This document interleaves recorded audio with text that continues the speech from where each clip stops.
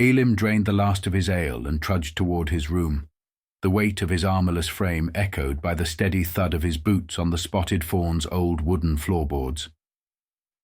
3 days had crawled by since the goblin skirmish, and while the rest of the party used the downtime to rest, mend gear, and replenish supplies, Elim had been pounding the cobbled streets of Greyhearth in search of their next quest, something worthy of a team like theirs. But the guild boards were rigged tighter than a miser's vault. The larger guilds had their claws sunk deep into the system, monopolizing the most lucrative contracts and quietly freezing out smaller parties, especially theirs. That bitter truth sat in his gut like a hot coal. There wasn't much he could do about it. Not yet. But he was watching, and one day they'd feel the weight of what they tried to push aside. The one bright spot. Brian, the new recruit, wasn't wasting a breath. According to Freya, who saw more than she ever admitted, the kid was out every morning and evening, running 2 full laps around the city, throwing punches like the air itself had wronged him. Freya had mentioned it in passing, but he knew better than to dismiss her observations. Slowly but surely, Brian was forging himself into something dangerous. And Elim. Elim respected that kind of fire. He had to admit, he was impressed. Most people talked about getting stronger. Few actually took the first step, and even fewer ran full tilt at it like Brian had. He returned to the medium-sized room, hand still sore from his personal morning training session. He dropped his hammer against the wall with a low thud and reached for the door handle. Then he paused. A small piece of parchment had been slipped under the door. Frowning, he picked it up. There was no seal on it, so it could not have been from the Adventurers' Council. Request classification. Standard objective. Investigate a series of disturbances reported along the Southern Ravine Trail. Overview. Several independent sources have reported increased hostilities on the trail. Allegations include harassment of travelers, theft of merchant goods, and unsettling disappearances. Witnesses speak of masked figures, makeshift tolls, and crude warnings scrawled into the trees, though none have provided consistent details. Criminal activity suspected. Theft, coercion, extortion, possible homicide, and other acts of violent misconduct. At least one report contains allegations of sexual violence, though details remain unclear. Resistance level, officially designated as medium. However, irregular patrol findings suggest the threat may be more organized and possibly state-connected. Notes: this request has remained open longer than usual. Several guilds have expressed interest but failed to follow through. Recommend subtle approach. Further details withheld until contract acceptance. There was a handwritten note at the bottom of the page. To Elim and Company, I know the kind of work you've done. Quiet, effective, unafraid. While others hesitate, I believe you'll act. I can't say more here, but this is no ordinary bandit issue. People are vanishing, and not just poor travelers. The guild knows it, the council knows it, and they're stalling. Accept this job, and you'll have a generous reward waiting for you. Coin, gear, favors, more than fair. I'll be watching. A friend of the trail. Of course it's the ravine again, Elim muttered, stepping inside. That place just bred trouble. He tossed the note on the table, then lowered himself into the rickety chair with a grunt. He glanced around the modest room, a bed crammed in the corner, a map tacked to the wall, half-finished tea in a chipped cup. It wasn't much, but it was home. And it was only because of Freya's generosity. Most aspiring adventurers couldn't afford to live in the central district, especially not without guild sponsorship. But Freya's name still carried quiet weight among the right people, and she'd used it sparingly. It is also said that she and the group that she was a part of had made a fortune when she was younger. He thanked her in his mind for having a safe place to sleep. He leaned back, rubbing the bridge of his nose. The problem was simple. They weren't an official guild. Just a party of 5. Without a registered charter or guild hall, they had no standing, no office, no proper seal. The big guilds dominated the quest boards, scooping up the best contracts, the royal requests, the lucrative monster bounties. That left scraps like this: small-time work, bandits, escort jobs, minor disputes in villages no one cared about. Elim had seen dozens like it in the past. Taken more than a few. But this one... He stared at the paper again. Something about it felt off. Was it the tone of the writing?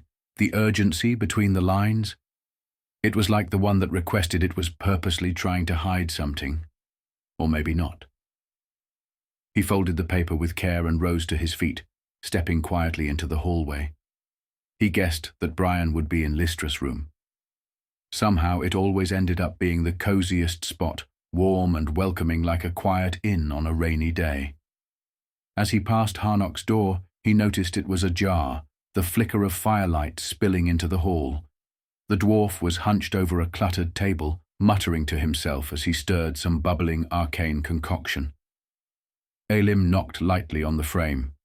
Harnock looked up, blinked once, then nodded and grabbed his staff without a word, falling into step beside him.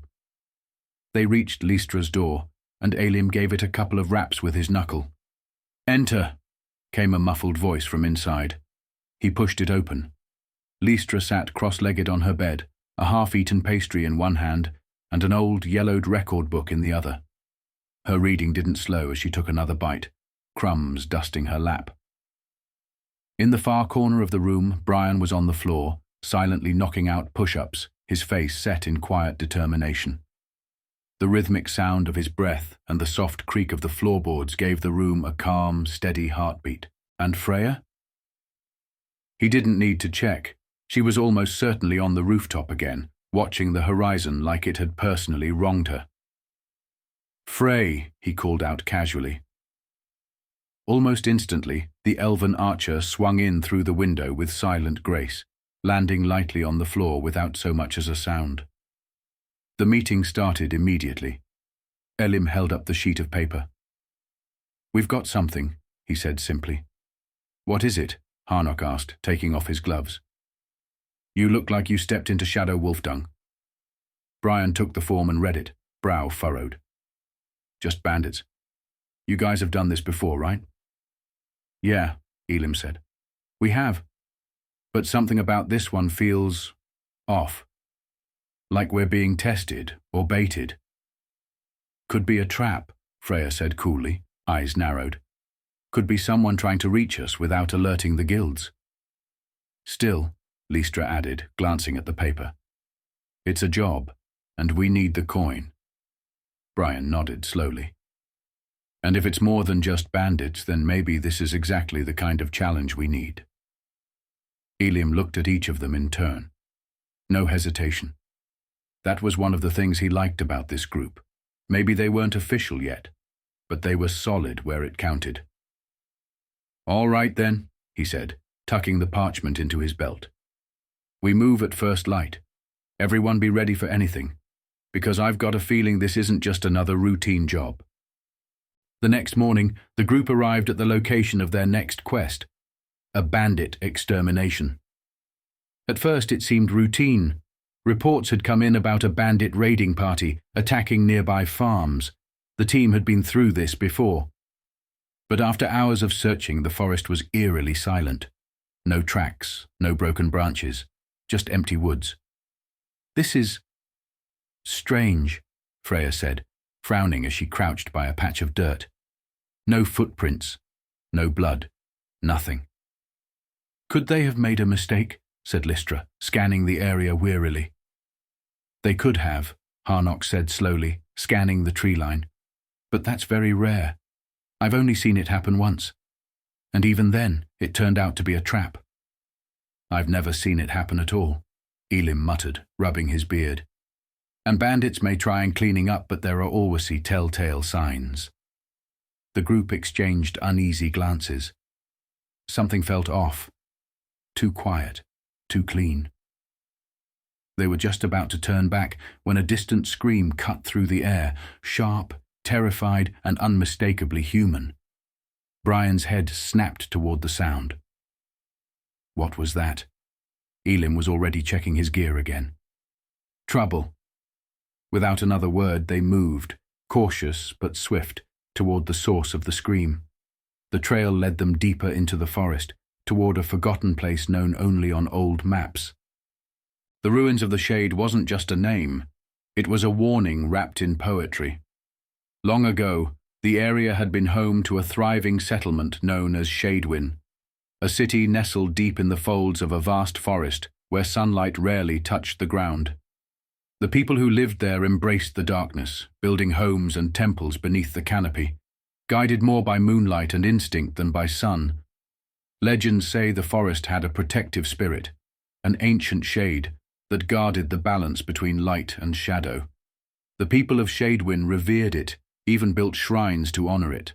But over time, ambition grew. A cabal of sorcerers attempted to bind the Shade, hoping to draw its power for themselves. They failed. What followed was not simply a massacre, but an unraveling. The Shade lashed out in fury, collapsing buildings with shadowy tendrils, twisting the forest and warping the very land. Those who survived fled, haunted by what they'd unleashed. The city was left in ruin, shattered towers covered in creeping vines, stone walkways now paths to nowhere, the silence interrupted only by whispers in the dark. Now all that remained were crumbling remnants and uneasy rumors. Travelers spoke of moving shadows, of a darkness that felt alive. Adventurers who ventured too deep often never returned. The locals gave it a name, the ruins of the Shade, both to mark what was lost and to remember what still lingered. And for Brian and his party, stepping into those ruins would mean confronting more than just monsters. It meant walking into a place where darkness had once ruled, and might rise again. The party moved in silence, shadows clinging to their backs as they crept through the narrow ravine. Loose stone crunched beneath their boots despite their careful steps, but no one dared speak. The only sound was the low, mournful wind threading through the broken rocks like a warning. Freya led the way, eyes scanning for movement. An arrow knocked. Behind her, Brian moved with light-footed precision, tension simmering in his shoulders. Elim followed close behind, head low, hammer in hand, every step heavy with grim readiness. Lystra and Harnock brought up the rear, the former whispering protective wards under her breath, the latter clutching his staff tightly, muttering arcane formulas just above a whisper. When they reached the edge of the ravine, the terrain opened into a wide, sloping basin. The ruins of the Shade. It was worse than they'd imagined. Massive stone pillars jutted from the ground like broken teeth, remnants of ancient towers now reduced to jagged stumps. Ivy and dead vines draped from shattered arches. A pale, sickly light filtered through the dense canopy above, giving everything a ghostly hue. And then they saw them. 5 ogres lumbered through the shattered courtyard. 5 of them were enormous, hulking beasts with grey-green skin, patches of dried blood staining their crude armor. Their mouths hung open in permanent snarls, tusks jutting from twisted jaws. They carried massive clubs, some made from tree trunks, others cobbled together from rusted iron and stone. They weren't standing guard. They were feasting. Bones littered the ruins, cracked ribs, snapped femurs, half-eaten remains tossed into careless piles.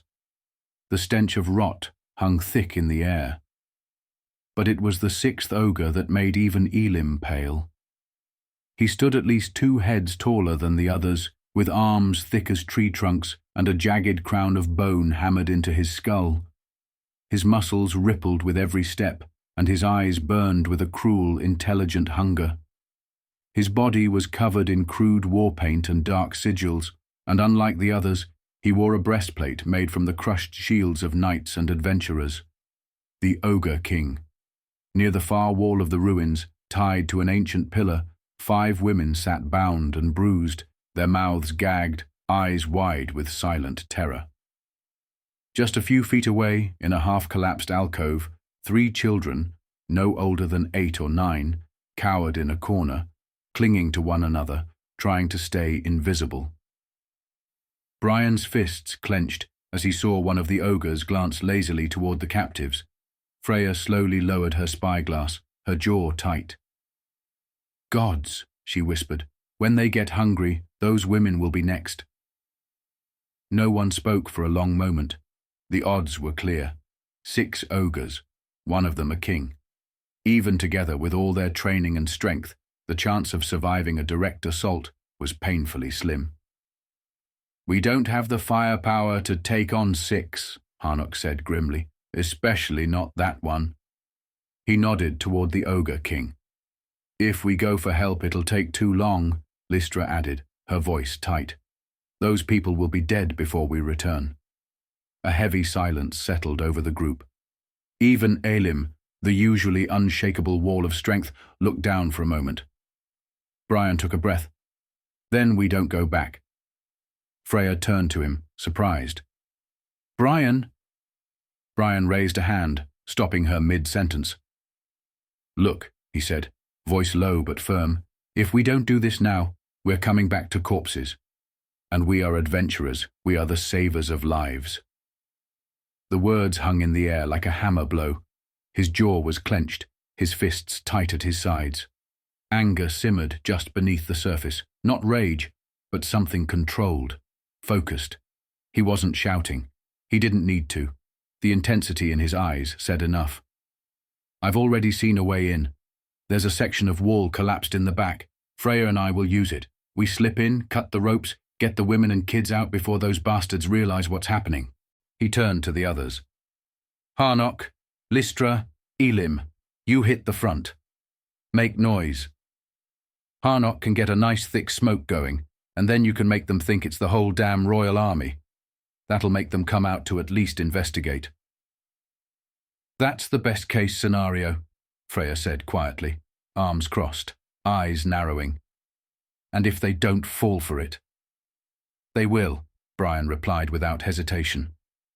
Freya's eyes searched his face, calculating the odds like a tactician weighing lives on a scale. She gave the slightest nod. She didn't like it, but she couldn't deny the logic. She took a slow step forward, getting in his face. "And what if the king doesn't move? What if he stays and guards the prisoners?" Brian didn't flinch. He met her gaze, unwavering. "Then I fight him," he said, "as long as it takes. Long enough for you to get everyone out." Something shifted in Freya's expression, just slightly. No sarcasm, no cold retort, just silence. Then her hand reached out and rested on his shoulder. Her grip was firm. Her eyes searched his again, and this time she truly saw him. This wasn't bluster, it wasn't pride, it was resolve. The boy she had dismissed as green was standing before her, ready to throw himself into the jaws of death, not for glory, but because it was the right thing to do. There was nothing performative about it. He had made peace with what he might have to do. Freya exhaled, nodded once, and turned away. "We go with his plan," she said quietly. No one argued. The forest surrounding the ruins of the Shade was unnervingly silent. The thick canopy above blocked out most of the moonlight, letting only scattered silver beams slip through the tangled branches. The night air was damp, rich with the earthy scent of moss, bark, and decay. Somewhere in the distance, a night bird gave a short, uneasy cry, and then fell silent, as if it too knew what was coming. Elim raised an eyebrow. "All right, what are we working with?" Heroric grinned beneath his beard. "5 smoke traps, 3 ice, 3 fire, and 2 poison," he said, patting his satchel like it was a treasure chest. "All freshly tuned this morning." Elim gave a satisfied nod. "That's a solid start," Lystra chimed in, holding up a small leather pouch. "And I've got 3 stun traps. Don't ask where I got them, just know they work." Elim blinked. "You've been holding out on us." She shrugged, smirking. "Just trying something new. Always good to be prepared, right?" Lystra grinned and shrugged. "Tried a few recipes last week." He stared at her for a moment incredulously. "You've been just walking around with these in your bag." "It's a large bag and I like surprises." What can I say? She laughed lightly. Elim shook his head, muttering something about unpredictable healers and munitions, but there was a flicker of admiration in his eyes. "Okay, so here is what we are going to do," said Elim quietly. The ruins creaked and groaned in the moonlight, shadows slithering along the broken stone like they had a life of their own. Freya moved ahead in practiced silence, her feet barely touching the ground. Brian followed a few paces behind, light on his toes but with a brawler's tension in his frame, ready to spring at the first sign of trouble. Every few steps, Freya glanced over her shoulder, and each time she found his eyes watching, calm, steady, looking around but also watching her. That gaze unsettled her more than the ogres they were stalking. There was something open in it, unflinching, as if he saw her, not the legend or the archer or the elf, but her. And worse, he wasn't afraid of what he saw. She tried to push the thought away. He's 21, a child. You've lived through wars, watched empires rise and fall. But then another thought, quieter and more dangerous, whispered through her mind. But he's clever. He saw the layout, found the gap in the wall, and formed a plan in minutes. That wasn't luck. That was instinct, strategy, heart. She exhaled sharply and gestured for him to stop as they crouched behind a broken column. They were close now, just beyond the far wall where the captives were held. Freya tried to shake the strange flutter in her chest as she looked back one last time. Brian was focused, his hands flexing silently, ready. Whatever storm was stirring between them now wasn't the time. They had lives to save. Harnock knelt near a rotted tree stump, his stubby fingers moving quickly, efficiently. The dwarf's beard swayed with each muttered word, every syllable of his enchantment spoken in a low rasp. Runes flared faintly on the ground before vanishing into the earth. At his command, glowing sigils took shape along the forest edge, each with a different color shimmer, white for smoke, blue for ice, red for flame, and sickly green for poison. He arranged them in a cone formation, first doing the ice, which would slow them down a bit so that they would be caught in the fire even better, and then the poison. "This'll give 'em a taste they won't forget," Harnock whispered. He adjusted the last sigil with a flick of his wrist, letting it sink just beneath the soil. Only a faint shimmer remained, hidden well enough that even sharp-eyed beasts like ogres wouldn't spot them. Harnock's traps ended at the tree line. The hope was that the ogres could be lured into the direct path of the traps that began in the yard, and that their journey would end by them stumbling into Lystra. That's when they would spring the trap and ambush them, and hopefully kill and/or incapacitate all 5 of them. Killing an ogre was a difficult task, but hopefully this focused surprise would make it easier. Everything was ready. Harnock whispered the activation word under his breath. A deep rumble echoed beneath their feet. Boom! The smoke erupted like a silent thunderclap, rolling through the clearing like ocean fog, curling through roots and stones. Within seconds, the entire area was blanketed in a dense, choking cloud. Back in the ruined structure, the massive king ogre, with skin like cracked basalt and teeth like daggers, rose from his stone seat. He grunted once, his brow furrowed, then barked a guttural command. The 5 lesser ogres lumbered forward without hesitation. Crude clubs gripped in thick hands. They pushed into the smoke, growling and blinking against the haze. The shifting fog distorted their vision, and the strange smells agitated them further. They scattered slightly as they advanced, searching for threats. "Over here, you louts!" Elim roared, slamming his hammer against his shield with a thunderous clang as he drew their attention, leading them straight into the gauntlet. 2 of the ogres struck something unseen. With a crackling hiss, the hidden sigils beneath the earth lit up in a pale, bluish glow. A surge of magical frost exploded from the ground, encasing their legs up to the knees in shimmering sheets of ice. The ogres howled, their muscles straining against the frozen bonds, unable to move. Before the others could react, the other 3 ogres barreled forward through the haze, ignoring their trapped kin. Their charge triggered the next layer of defenses, a pair of fire traps, etched onto runestones and buried just under the soil, activated with a deep hum. Twin columns of flame erupted from the ground in a swirling cyclone of heat, enveloping the charging ogres in a wave of scorching fire. Their roars turned to pained bellows as the flames licked at their skin, searing hair and burning flesh.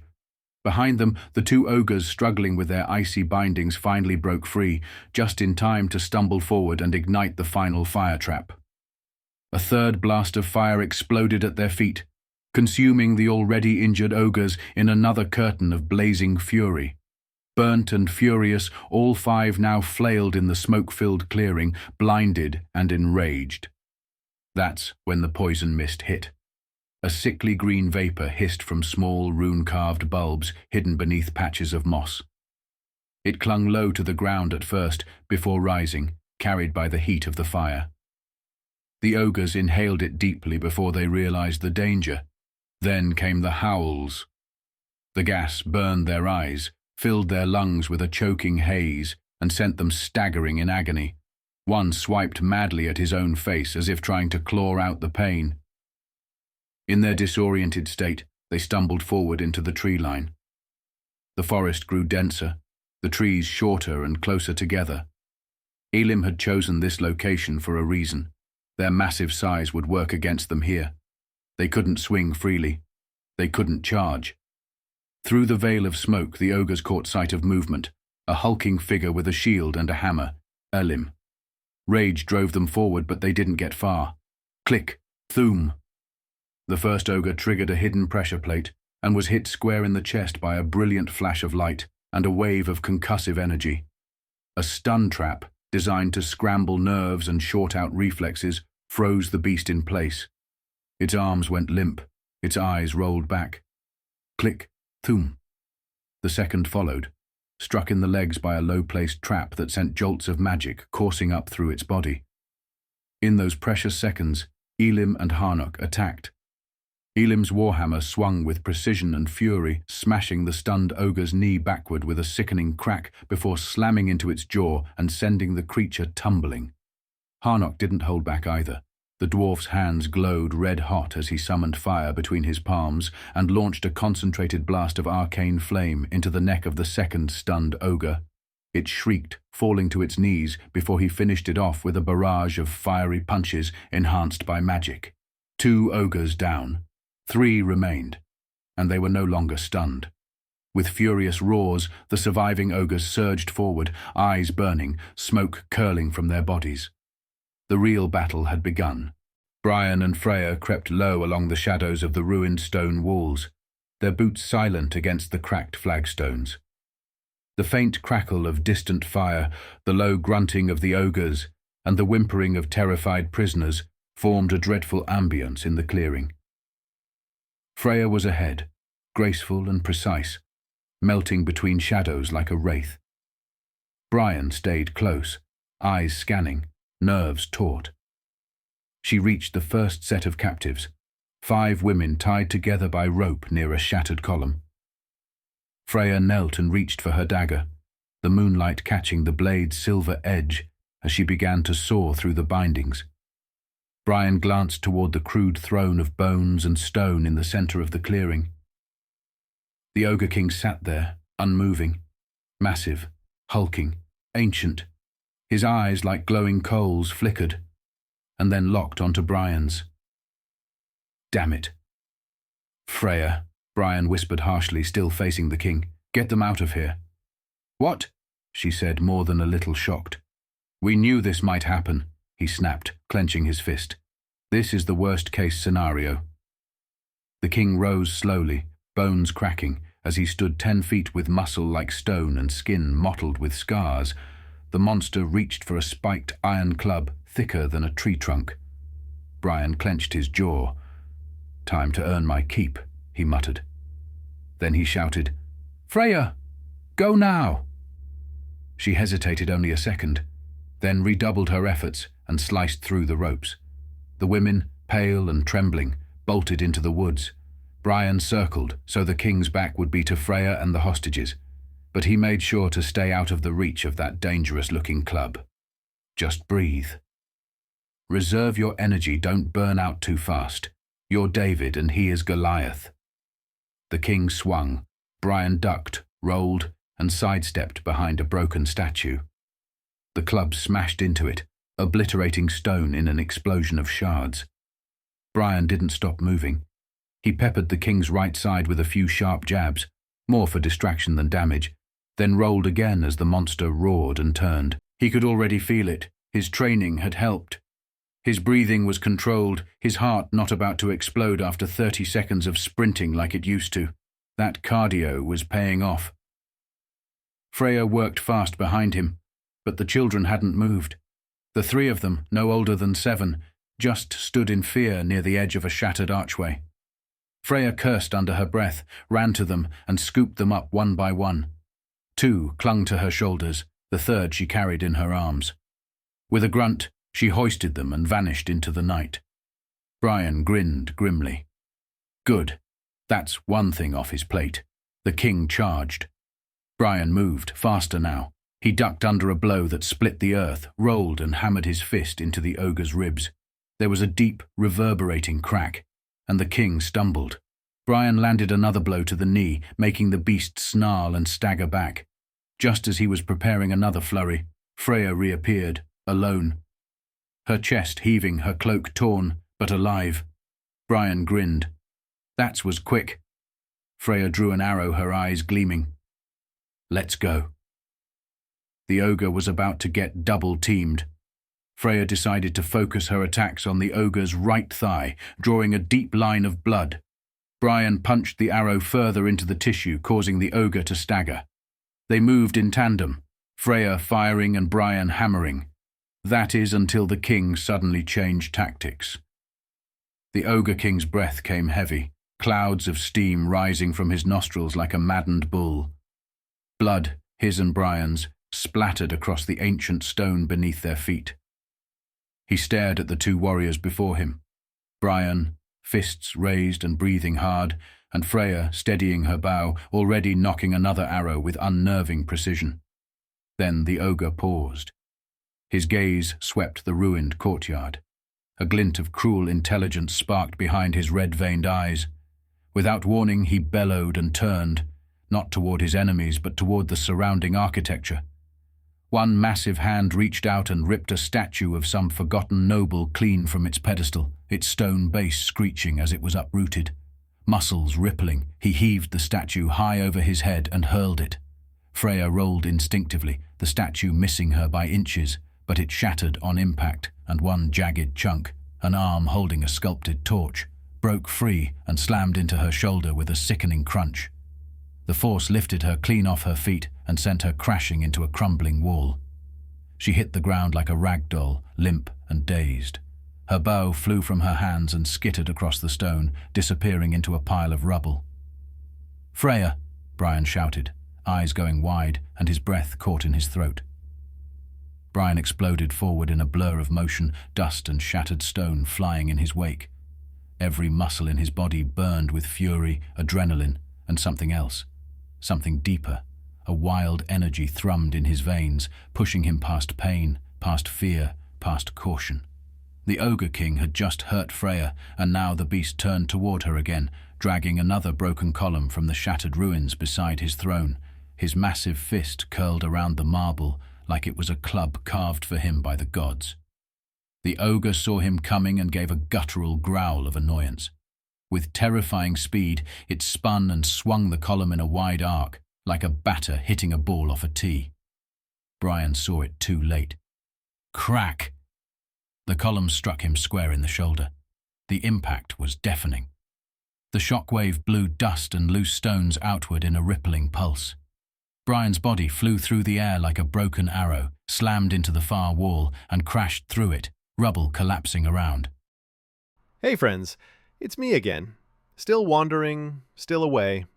And then, if this sparked a grin or nods, tap a like for the algorithm gods. Leave a comment, ring the bell, share the tale if it cast a spell. Till I'm back with fresher odds, feed the whims of those pixel gods. Freya lay crumpled on the cold stone floor, her body a knot of searing pain. Agony rippled through every limb. At least 3 bones were broken, maybe more. Each twitch sent a blinding jolt through her nerves, anchoring her to the ground like chains made of fire. Her vision blurred, smeared with blood and grit, as she desperately searched the rubble. Somewhere in that mess was Brian, motionless, silent. Was that his arm pinned beneath the collapsed column, or just a trick of the light? On top of the rubble was bad. Beneath it was worse. Her chest tightened, a deep, suffocating squeeze of helpless dread. Outside, their friends were likely still fighting to hold the line. Barely. Inside, the battle was already lost. The Ogre King advanced, towering, brutal. Each step thudded like a drum of death. He moved with cruel purpose, his jagged club dragging through the dust, leaving a trail like a grave being dug. His black eyes locked onto her, savoring the moment. Brian wasn't moving. If he wasn't dead, he was close. And that left only her, broken, unarmed, bleeding on stone. There was no hope, no miracle, just her and the monster coming to finish the job. The king lumbered towards the fallen Freya slowly, but deep within the rubble, a faint sound echoed. A sharp breath, a low growl. Dust stirred, and glowing specks of light, like embers dancing on invisible wind, began to rise from the broken stones. Brian's breath came in ragged gasps, his fists trembled, not with fear, no, with rage, and then a blur, no, an eruption. From the far end of the battlefield, Brian vanished. One instant he was standing, bloodied and breathing hard, the next he was there, in front of her, crouched, his right fist clenched and glowing with raw energy, body braced against the downswinging club. With a thunderous crack, the club exploded into metal chunks. Then suddenly his stance shifted. Gone was the wide martial arts stance. Now he stood with his shoulders square, elbows tight to his ribs, fists raised just below his eyes. A classic boxer's guard. Compact, powerful, efficient. "All right, Kingy," he muttered, rolling his neck with a satisfying pop. "Let's see if you can take a punch." The Ogre King roared and rushed at him, its face full of anger. Brian guessed he did not understand how such a puny human could destroy his favorite club. Boom! Brian drove a brutal left hook into the king's ribs. Energy crackled along his knuckles, and a dull snap echoed as bone cracked. The king grunted and staggered sideways. Brian followed, fists flying. Right cross, left jab, uppercut. His body surged with golden power, making each strike feel like a cannon blast. Brian ducked another wide swing of the beast's fists and countered with a devastating right hook directly into the ogre's jaw. The king's head snapped back, and he roared in pain.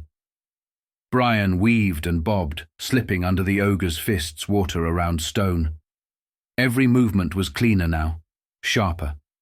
His feet moved instinctively, weight shifting with each punch, delivering brutal combinations. He battered the king's gut with a flurry of body shots, then snapped a hook into his solar plexus that made the beast gasp. Most of the ogre's attacks missed or were blocked. He did get a few in, but Brian didn't seem to feel any of it.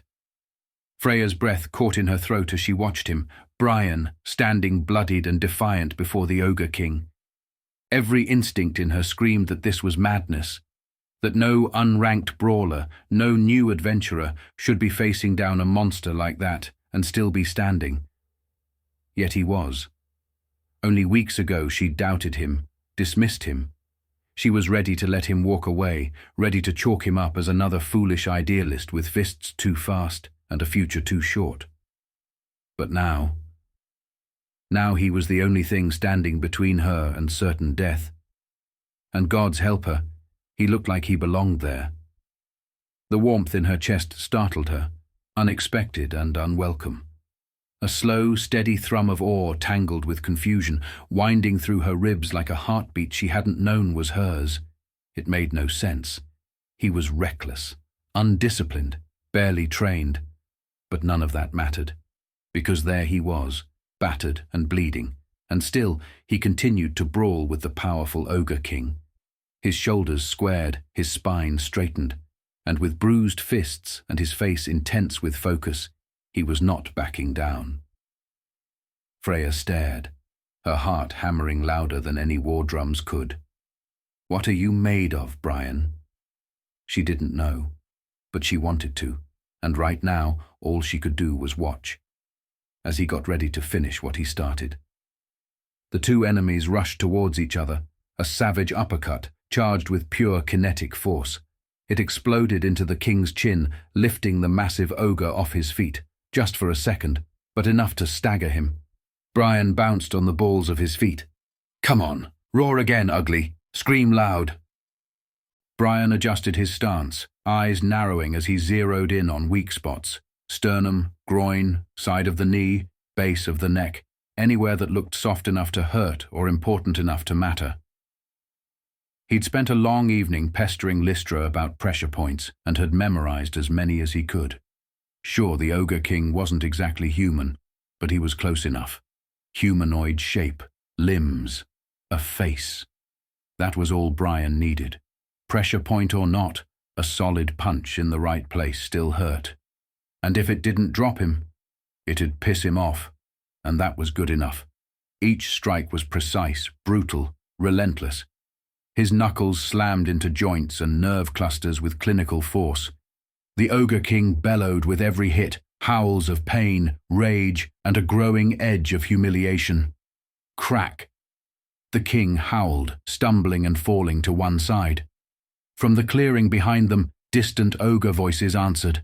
Brian kept hammering the king with fast, tight punches, forcing more growls, more cries, until the king bellowed a guttural howl that echoed through the ruined walls. Brian didn't stop.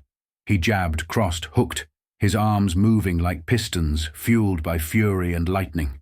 His footwork was immaculate, gliding across debris-strewn earth as he unleashed a barrage of pinpoint strikes. Each one left a glowing imprint, a mark of power discharged. The king's face was bloodied, one eye swollen shut. But the monster wasn't down yet. The Ogre King roared, a deep, thunderous sound that shook the cracked stone walls of the ruined temple. Blood streaked Brian's face, his fists scraped and trembling, but his eyes blazed. The battle had gone beyond exhaustion, beyond fear. It was pure instinct now, fueled by a storm of emotion and a surge of raw, untamed energy coursing through his body. Across the shattered floor, the Ogre King lumbered forward, dragging his wounded leg, one arm hanging useless after Brian had shattered the shoulder with a leaping uppercut moments before. But the beast still had fight left in him, and death in his eyes. Brian clenched his fists. His skin glowed faintly with energy that had awakened when Freya was nearly killed. That made his body felt lighter and faster, like the world had slowed down to match his will. "This ends now," Brian muttered. The Ogre King raised a boulder above his head, roaring again, and hurled it with all his might. Brian didn't dodge, he ran forward. Faster than the eye could follow, he slipped beneath the falling rock, his feet barely touching the ground. He launched himself skyward, driving both fists into the ogre's gut mid-leap. The shockwave rippled outward with a deafening crack, sending splinters of stone and air pressure bursting in all directions. The Ogre King staggered, choked, then swung blindly. Brian ducked, stepped in close, and unleashed a brutal combination. Left hook to the ribs, right cross to the jaw, a spinning elbow to the temple. Each strike echoed like thunder, trailing streaks of glowing kinetic force that burned in the air behind him. "Come on!" Brian roared, channeling everything, every lesson, every moment of training, every ounce of his willpower, into one final assault. He dipped low, powered through a rising uppercut, straight into the ogre's chin, lifting the massive creature from the ground. Yes, off the ground. In the frozen second that followed, time seemed to slow. Freya, bloodied and bruised, lifted her head in disbelief. Harnock, Lystra, and Elim, still locked in battle outside, felt the earth tremble beneath their feet. Brian jumped. He rose high above the airborne ogre, fists burning like meteors, and with a cry that tore from the deepest part of his soul, he brought both fists down together like a hammer from the heavens. The blow landed on the Ogre King's chest. An eruption of force blasted out in a circular shockwave, splitting the stone floor beneath them, sending rubble flying in every direction. The Ogre King's body cratered into the ground with a boom that echoed like the cracking of a mountain. Silence. Brian stood above the smouldering ruin, chest heaving, energy flickering like dying embers around his arms. The Ogre King groaned once, then lay still. It was over. Brian stumbled back, every fibre in his body screaming. He dropped to one knee. Freya crawled over to him, dragging herself across the battered ground with grim determination. Her bow clattered behind her, forgotten. Pain pulsed through her limbs, but she ignored it. Brian lay still, chest rising and falling in shallow breaths. She eased his head into her lap, cradling it gently as he stared up at her through dazed eyes. A single warm tear landed on his cheek. Brian blinked, startled. Freya was crying. She glanced toward the ruined body of the Ogre King, then back down at him, awe and something deeper flickering behind her stormy eyes. "You did it," she whispered, voice shaking. "We did it," he murmured back, lifting a trembling hand to wipe her tears. "Please, don't cry." She caught his hand, pressing it to her cheek with a shaky exhale, then, without thinking, kissed his fingers. "If you must know," Brian added with a crooked smile, "you're kinda pretty even when you cry." Freya let out a half laugh, half sob. Her face flushed a delicate pink as she tucked a lock of golden hair behind her pointed ear.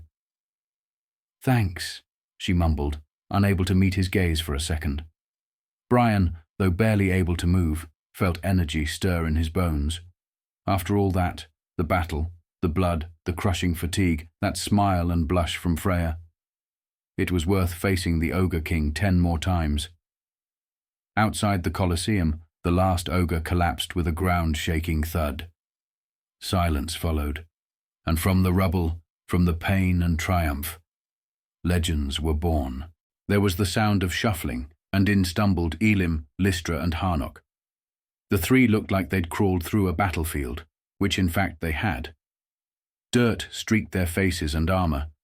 Blood had dried in thick patches on Harnock's robes, and Elim's once imposing tower shield was reduced to a warped, cracked husk, barely clinging to its frame. "Gods," Elim breathed, taking in the crater where the Ogre King lay shattered and still. "You two actually did it." Harnock limped in behind him, using his staff to help support him, his right arm in a makeshift sling fashioned from part of Lystra's cloak. Despite the bruises and sweat caked across his brow, his eyes glimmered with relief. Lystra rushed forward, hands already glowing with a soft golden light. "Freya, Brian, let me heal you." Freya raised a hand, still kneeling beside Brian. "Heal him first," she said, nodding to the severely damaged martial artist beside her. He took the worst of it. Brian, despite the pain, managed a weak shake of his head. "No. Freya first. She took a massive hit earlier." Lystra frowned, hesitating. "You're both bleeding through your shirts." "I'll live," Freya muttered. "Me too," Brian rasped. With a sigh, Lystra crouched beside them and hugged them to her, placing her hands on the heads.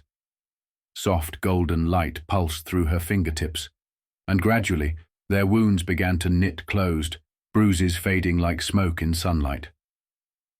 Freya inhaled sharply as strength returned to her limbs. Brian let out a long breath, his body finally relaxing under the healing warmth. "I am so glad you are both alive," she whispered to them. Once the worst was mended, Freya looked toward Harnock's sling. "What happened to your arm?" Lystra turned, giving the dwarf a scolding look. "He refused to let me heal him until I got to both of you." Freya blinked. "He did." "Of course I did," Harnock grumbled, cheeks flushing under his beard. "You think I'm going to let my 2 frontliners bleed out after taking down an Ogre King? Not on my watch." Freya smiled gently, touched. "You really care." "Course I do. Idiots, both of you. But you're our idiots." Glad to be an idiot, said Brian with a big grin, to which Elim chuckled tiredly and dropped what remained of his shield onto the floor with a heavy clang.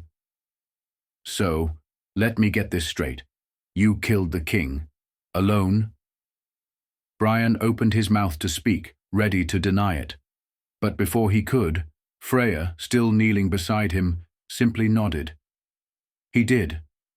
Brian looked at her, surprised. She didn't return his gaze, just stared at the broken remains of the ogre king. Freya's help was invaluable, Brian tried to argue, but Elim raised a hand. Doesn't matter. You're standing. He's not. That's all anyone's going to remember. Harnock laughed as he leaned against the wall. I'll drink to that. They sat there in silence for just a moment, letting the weight of the battle lift. Outside, the moonlight filtered in through broken stones. Inside, 5 battered but breathing warriors finally took a moment to feel something like peace. It took them a full day to get back to town. The tavern was in full swing. There were the usual groups chatting and having fun. There were more than a few drunken dwarves and humans who were loudly retelling tales. Adventurers loved stories. In a corner, a brooding bard softly tuned his lute. The tavern was alive, and the hearth warmed all that remained.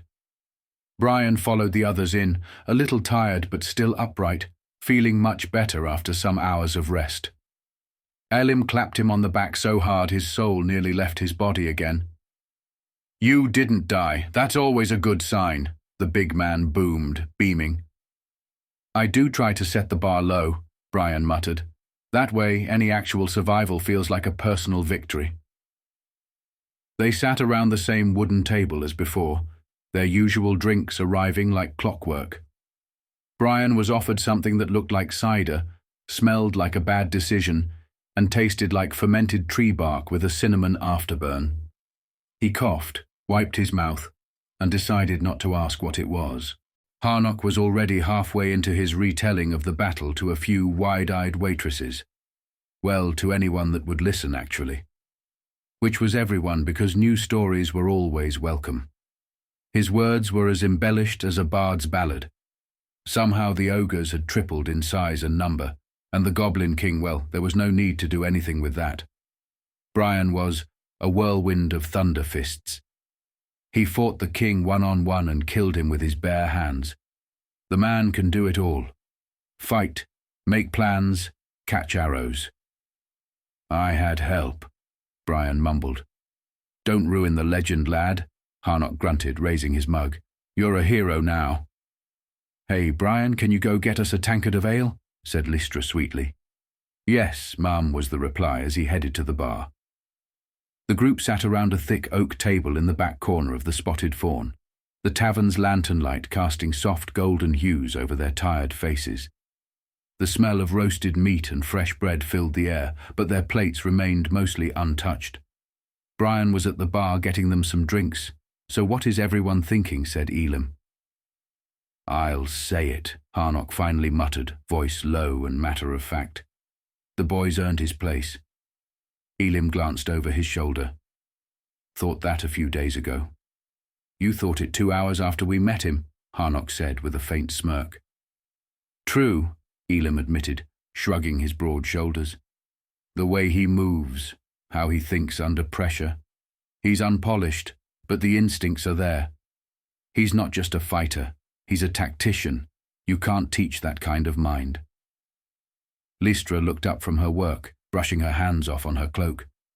He puts others before himself. I've seen it a few times now. He's still figuring out what this world is. But I trust him. Harnock stroked his beard thoughtfully. Reminds me of someone. That raw, stubborn energy, the I'll do it myself if I have to attitude. Except he actually can. Elim chuckled. Give him a year, maybe less, and I wouldn't bet against him in a fight against me. You'd lose, Lystra added, almost cheerfully. Harnock grunted. He still needs seasoning. Which is what we're for, Elim said simply. That boy's fire just needs shaping.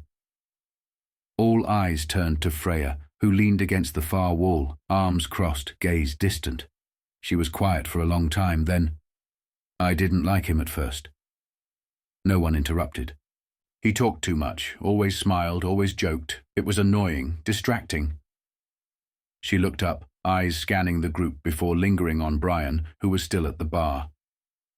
He happened to look back at them at the same time, and he grinned at Freya, who actually blushed a little. This was of course missed by the men, but it did not escape Lystra's notice. But her lips twitched. He never gave up. Not when we tested him. Not during the tests. Not during his personal training, and definitely not against the Ogre King. She uncrossed her arms, and her expression softened. Barely. "I still think he's reckless. He takes too many risks. His technique is rough, but—" She paused. "He fought a monster 3 times his size and never backed down. And when I was down, he stood between me and death. Literally." Another pause, longer this time. "I trust him." The others said nothing. They didn't need to. The admission from Freya carried more weight than any compliment or oath. For a woman who barely offered smiles, trust was no small gift. "I trust him too," Elim said with a quiet nod. "Same," Lystra added softly. Harnock grunted. "He's one of us now." Brian returned to the table, carefully balancing a wooden tray stacked with drinks, 4 mugs of frothy ale and 1 glass of pineapple for himself. His steps were steady, and there was a small but satisfied grin on his face. He set the tray down, distributing the mugs with an ease that came from working in restaurants back on Earth. "Here you go. 1 for the magician, 1 for the tank, 1 for the healer, and 1 for Lady Freya." His smile was so bright she almost could not look at him. Freya turned away and muttered a thank you, hiding a smile of her own. Brian took his seat and raised his glass. "So, what did I miss?" Elim cleared his throat and leaned forward, setting his mug down with a quiet clunk. "We were just talking about you." Brian paused. "Oh?" "Hopefully not about the snoring thing. That was a one-time deal." "No," Lystra said with a small smile. "We were discussing whether you've earned your place." Brian blinked, eyes flicking between them all. "And?" Harnock gave a toothy grin and clinked his mug against Brian's glass. "Welcome to the party, lad. You're officially one of us." Brian stared for a moment, as if waiting for someone to yell, "Just kidding." When no one did, a slow, genuine smile spread across his face. Really? I thought you'd at least make me fight a bear or wrestle Elim first." "You already fought an ogre king," Elim said, chuckling. "I think you've done enough." "Barely lived through it," Brian muttered, taking a sip of the sweetest pineapple juice. "You lived," Freya said, voice quiet but firm. She met his eyes. "And you kept us alive. That matters." Brian smiled, caught off guard by the moment. But before he could respond, his eyes met Freya's from across the table. She wasn't smiling at first. But then the corners of her lips curved just slightly. Brian blushed. That subtle smile from her did more damage than any ogre club. And then, to his surprise, Freya blushed too, barely, but unmistakably. She looked away, pretending to be fascinated by her drink. Lystra caught it, of course, and smirked knowingly into her cup. Brian cleared his throat and raised his glass. "To surviving ogres, goblins, and a passing test that made me part of a great team." The team cheered, and Brian joined them. Coming to this world could have been terrifying. But meeting Elim in that forest was the best possible outcome. Looking at the smiling faces of his friends made him feel so contented. "I'll never let you down," Brian whispered, the words slipping out so softly he barely heard them himself. Across the table, Freya sat with her arms crossed, eyes focused elsewhere, but her head tilted ever so slightly. Without looking at him, her lips moved, silent and sure. "I know. Of course." Elven hearing. Brian blinked, caught off guard, then chuckled under his breath. "You're the most gorgeous woman I've ever seen," he added, this time just loud enough to test the air between them. Freya turned her gaze to him at last, a spark of amusement lighting her crystalline eyes. She smirked, barely, and mouthed again, "I know." His heart thudded as he leaned back with a groan. "You're going to be the death of me," he muttered, half in awe, half in surrender. And for a breath of a second, just one, he swore that smirk softened into a real smile.